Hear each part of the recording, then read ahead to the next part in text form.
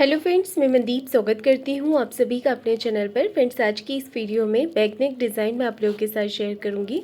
तो बहुत ही सुंदर और आसान और स्टाइलिश नेक डिज़ाइन मैं यहाँ पर बना रही हूँ, जो बोट नेक के अकॉर्डिंग बनेगा। तो अगर आप इस डिज़ाइन को बनाते हैं अपने ब्लाउज़ के लिए, तो आपको बोट नेक का मेज़रमेंट लेना है।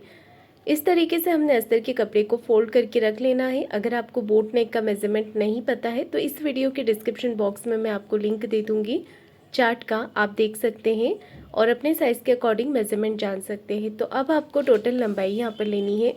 जितनी भी लेंथ आप अपने ब्लाउज़ की तैयार रखते हैं उसमें 1 इंच मार्जिन का प्लस करके आपको लेना है। 36 साइज़ का बैक पार्ट में यहाँ पर कटिंग कर रही हूँ और टोटल लंबाई मैंने रखी है 14.5 इंच। 13.5 लेंथ मुझे इसकी तैयार रखनी है। बोट नेक के अकॉर्डिंग शोल्डर आएंगे इसमें 7 इंच और आर्म होल भी लेना है 7 inch. Shoulder and arm hole लेंगे हम 7 इंच। इस तरीके से हमने यहाँ पर लाइन ड्रॉ कर लेनी है। तो ये मैंने आर्म होल की लाइन ड्रॉ की है। इसके बाद मैं चेस्ट की लाइन बनाऊंगी यहाँ पर। तो 36 साइज़ का चौथा भाग यहाँ पर लेंगे 9 इंच और 1.5 इंच का मैंने एक्स्ट्रा रखा है मार्जिन अगर आप चाहें तो 2 इंच भी ले सकते हैं।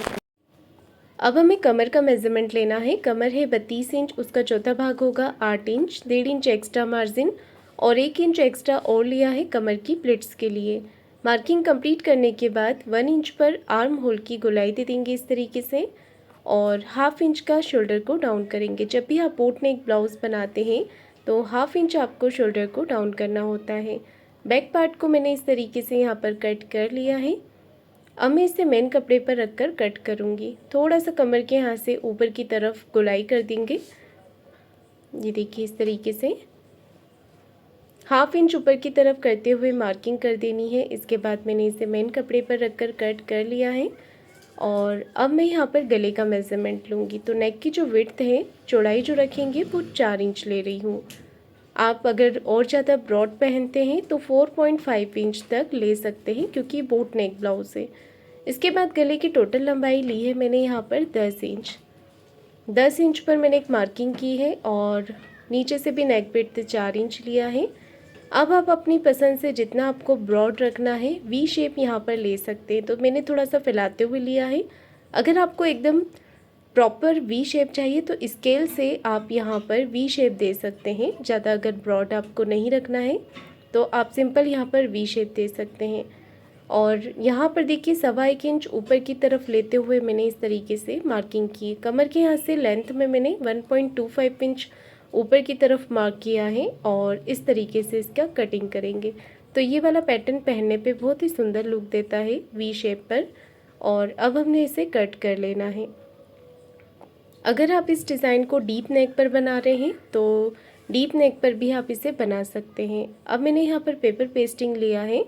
पेपर पेस्टिंग को हमने इस तरीके से रख लेना है। मैंने इसे पूरा लेंथ से बढ़ा कर लिया है क्योंकि नीचे भी पेपर पेस्टिंग आ जाएगा। तो जो कमर पे शेप मैंने दिया है उसमें अच्छी फिनिशिंग आ जाएगी। अगर आपके पास नहीं होता है पेपर पेस्टिंग तो भी आप इस गले को बना सकते हैं। सिंपल सिलाई लगाकर पलट के आप इसे बना सकते हैं। पेपर पेस्टिंग को 1 इंच बाहर की तरफ से इस तरीके से लेते हुए हमने यहाँ पर कटिंग कर देना है। पेपर पेस्टिंग को मैंने इस तरीके से यहाँ पर रख लिया है। अगर आप चाहें तो प्रेस से इसे चिपका सकते हैं। पेपर पेस्टिंग आसानी से कपड़े के ऊपर चिपक जाता है और अगर आप नहीं चिपकाना चाहते तो मेरी तरह यहाँ पर आप सिलाई लगाकर भी इसे अटैच कर सकते हैं।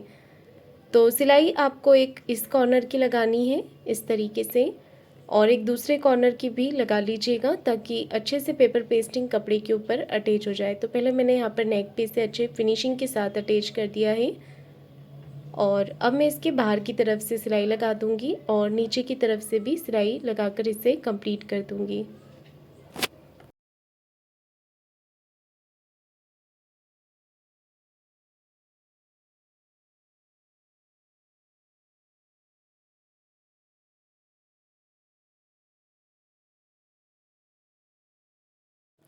ये देखिए मैंने पेपर पेस्टिंग को इस तरफ से भी सिलाई लगा दिया है। तो पेपर पेस्टिंग अच्छे से कपड़े के साथ यहाँ पर अटैच हो जाएगा। इसके बाद हमने पेपर पेस्टिंग को बिल्कुल गले के बराबर से यहाँ पर कटिंग कर देना है इस तरीके से।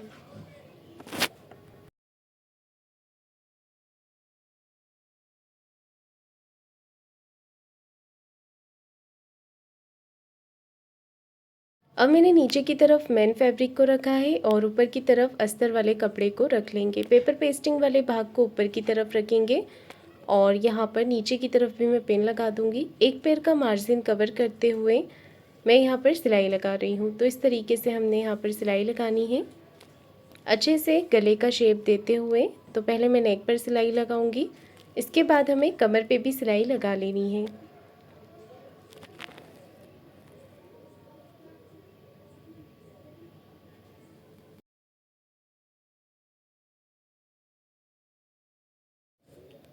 नीचे कमर की तरफ से भी मैंने यहाँ पर शेप देते हुए सिलाई लगा ली है और जितना भी एक्स्ट्रा फैब्रिक रहेगा उसे कटिंग करके निकाल देंगे। नीचे से आधा इंच का मार्जिन कवर करते हुए हमें सिलाई लगानी है और पूरे ही नेक पर और कमर पे छोटे छोटे कट लगा देने हैं ताकि जब हम इस कपड़े को पलटें तो ये कपड़ा आसानी से और फिनिशिंग के साथ पलट के सीधा हो। तो बिल्कुल सिलाई के पास तक छोटे छोटे कट हमने यहाँ पर लगा लेने हैं। अब मैं इसे पलट के सीधा करूँगी और हाथों से इसे अच्छे से फिनिशिंग कर देंगे। तो इस तरीके से कपड़े को पलट के बाहर की तरफ निकाल लेना है हमें।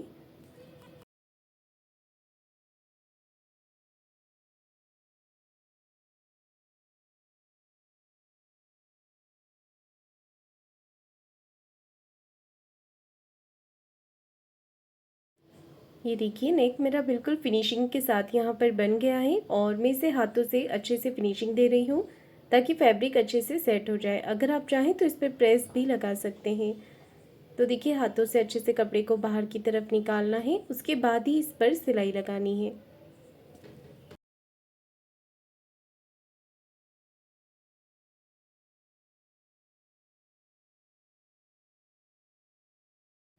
फिनिशिंग करने के बाद अब मैं यहाँ पर कॉर्नर की सिलाई लगा रही हूँ इस तरीके से। एक सिलाई हमने नीचे की तरफ भी लगानी है।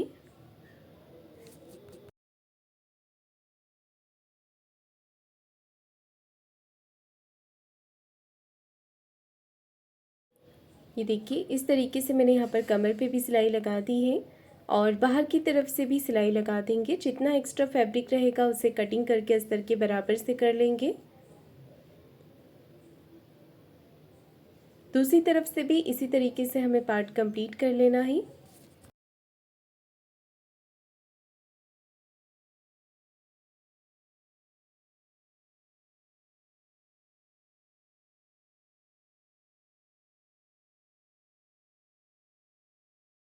ये देखिए बैक पार्ट मेरा कंप्लीट हो गया है और अब मैं गले के ऊपर डिज़ाइन बना रही हूँ। सिंपल मैंने यहाँ पर कपड़े के चौकोर पीसेस कट किए हैं जिनकी लंबाई चौड़ाई लगभग 2 इंच की है।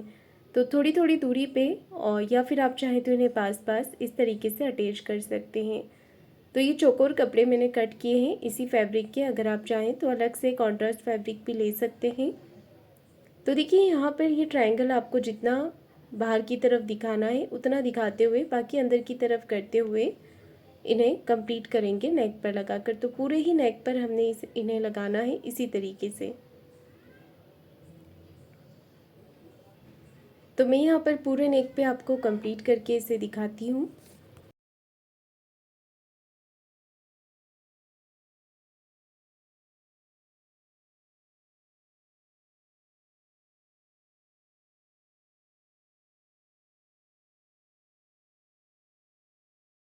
नेक पे मैंने यहाँ पर लगा लिए हैं और नीचे कमर की तरफ भी मैंने अटैच कर रही हूँ। तो कमर पे आप इस तरीके से यहाँ पर लगा सकते हैं।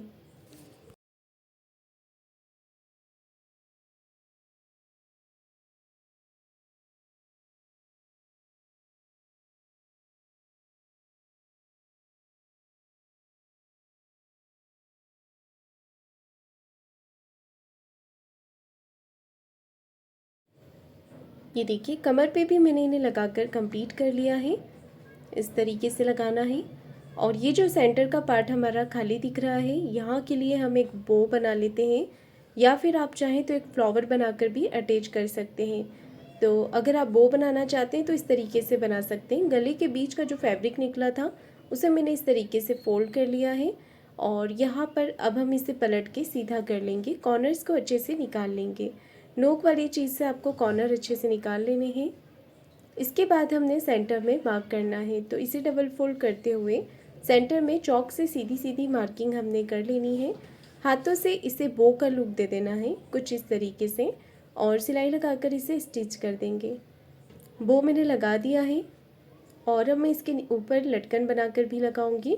अगर आप चाहें तो इसे इसी तरीके से सिंपल रख सकते हैं, और या फिर आप इसके ऊपर लटकन बनाकर भी अटैच कर सकते हैं। तो मैंने ये रेडीमेड डोरी ली है, आप कपड़े की बनाकर भी ले सकते हैं, और इसके अंदर भी आपको चौकोर कपड़ा लेते हुए इस तरीके से लटकन बना देनी है, ये देखिए।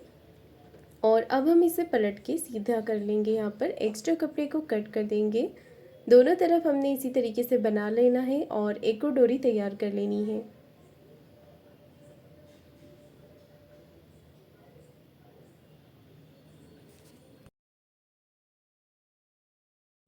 तो देखिए दोनों डोरी जो है वो मैंने तैयार कर ली है। इसके बाद में इसे कुछ इस तरीके से लुक देते हुए फ्लावर जैसा, और यहाँ पर अच्छे से मशीन से इसे पक्का कर दूँगी। इसके ऊपर आप एक बटन ज़रूर अटैच कीजिएगा, और ये पैटर्न मेरा कंप्लीट हो गया है। अब हमने इसके साइड में कमर पे प्लेट्स लगा लेनी है। तो फैब्रिक साइड से फैब्रिक को इस तरीके से फोल्ड करेंगे और 4 इंच की लंबाई में प्लेट्स लगा लेंगे। दोनों ही तरफ हमने इसी तरीके से प्लेट्स अटैच कर देनी है, ये देखिए। तो ये डिज़ाइन मेरा बनके कंप्लीट हो गया है। तो फ्रेंड्स, आपको आज का मेरा ये डिज़ाइन कैसा लगा है मुझे कमेंट करके ज़रूर बताइएगा। वीडियो को लाइक शेयर ज़रूर कीजिएगा और चैनल को सब्सक्राइब ज़रूर करें। धन्यवाद।